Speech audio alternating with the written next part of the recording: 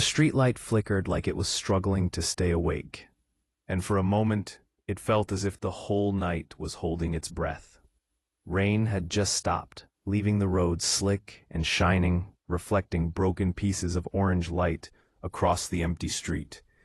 That was when Nia Carter heard the sound.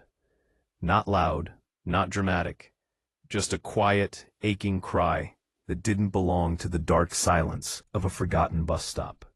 The kind of crying that carried shame, fear, and exhaustion all at once. The kind people often pretended not to hear. Before we go any further, take a moment to hit the subscribe button. Your support truly means everything, and it allows us to keep sharing stories that touch the heart and remind us of our shared humanity. Now let's begin. Nia was walking home from the grocery store, her baby strapped tightly against her chest, one arm protecting him, the other holding a bag that felt too light to justify the long walk. She had learned not to slow down at night. Pausing invited trouble. The world wasn't gentle to women who lingered, but something in that quiet sob made her steps falter. She told herself to keep moving. She had nothing to spare. No money, no energy, no safety net. Yet her feet betrayed her and slowed anyway. Under the flickering streetlight sat an elderly white couple, folded into themselves on a metal bench, as if the night had simply dropped them there and moved on. The man clutched a cracked phone with shaking hands, staring at it as if willing it to ring. The woman rubbed her wrists over and over, her movements frantic, her eyes unfocused. They had no bags, no coats, nothing that suggested a destination or a plan. Just thin sweaters, soaked from rain, and hair plastered to their foreheads. Nia stood close enough now to feel the cold coming off them. Their faces lifted slowly, cautious, almost fearful, as if kindness itself was something they no longer trusted. She learned quickly that they had been abandoned. Their daughter had convinced them to sell their house, promising safety and care, promising an apartment and a fresh start. Once the money changed hands, the promises disappeared. Calls went unanswered. Messages were blocked. And now they were here, elderly, frightened, and invisible. Cars passed without stopping. A bus roared by, its doors firmly shut. A couple walking past slowed just long enough to judge and dismiss them as trouble. Nia felt something tighten inside her chest. She knew that look. She had lived on the receiving end of it for years.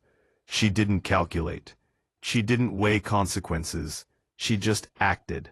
She helped them stand, gave them the little grocery bag she carried, and turned back toward her apartment. She didn't announce heroism. She simply opened her door. Her apartment was small, worn, and honest.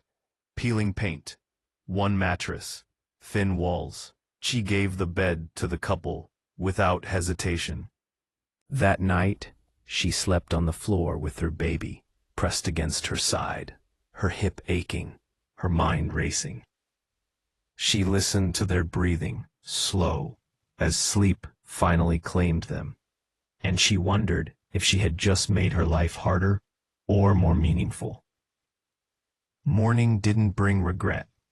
It brought quiet gratitude, expressed through small acts. The man washed dishes carefully, as if afraid to break something. The woman folded laundry with meticulous precision. They moved like guests who feared overstaying their welcome, but Nia could see the relief settling into their shoulders. Life adjusted itself around them. Nia worked long hours, cleaning offices and stocking shelves. Exhaustion etched into her bones. When she came home, her baby was fed, the floor swept, the space warmer somehow. The couple never asked for anything. They simply filled the gaps where they could. Over time, fragments of their past surfaced. They spoke of their daughter without bitterness, only sadness. Of a life once stable, now gone. Nia didn't ask questions. She understood loss, without explanations. Weeks turned into months. Trust grew quietly, without announcements. They helped Nia with job applications, sharpening her words, preparing her confidence. They showed her how to pause before answering questions, how silence could command respect. Slowly, doors opened. Nia found a steady job, then a better one. She moved them into a slightly bigger apartment where heat worked and windows didn't rattle. They became a family without ever naming it. Years passed in this shared rhythm. The baby grew into a child who laughed freely, who curled into the woman's lap at night to hear stories of oceans and distant cities. The man fixed broken things around the house with steady hands and fading strength. Nia never asked who they had been before. It didn't matter. What mattered was who they were now. Decline came gently, almost politely. The man forgot small things at first. Keys, names. Then mornings grew harder. Doctor visits replaced casual afternoons. Nia adjusted again, balancing work, caregiving, and motherhood. She learned medications and patience. The man passed quietly one early morning, sitting by the window as if watching the world wake up. Nia stood frozen longer than she should have before accepting it.